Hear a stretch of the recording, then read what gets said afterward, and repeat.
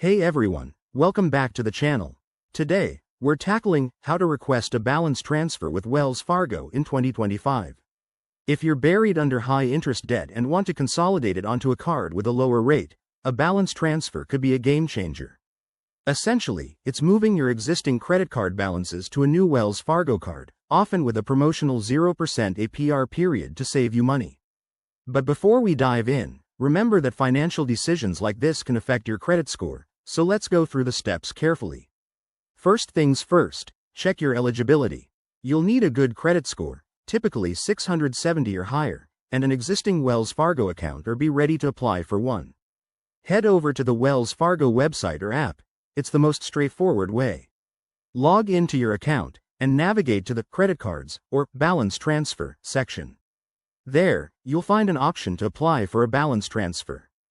Fill out the form with details like the account numbers you're transferring from, the amounts, and any promo codes if available. If you're not comfortable going online, you can call Wells Fargo's customer service at 1-800-869-3557. Have your account info ready, explain what you want, and they'll guide you through the process. Alternatively, visit a local branch. Use the locator on their site to find one near you. A representative can help you apply in person. Now, a few tips to make this smoother.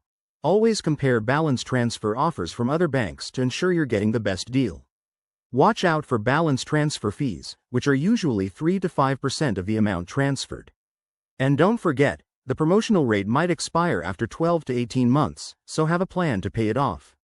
In 2025, Wells Fargo might have updated their policies, so double-check for any new requirements on their site. Wrapping this up, requesting a balance transfer with Wells Fargo is pretty simple once you know the steps. It could save you hundreds in interest, but use it wisely. If this video helped, hit that like button and subscribe for more money-saving tips. Thanks for watching, and see you in the next one.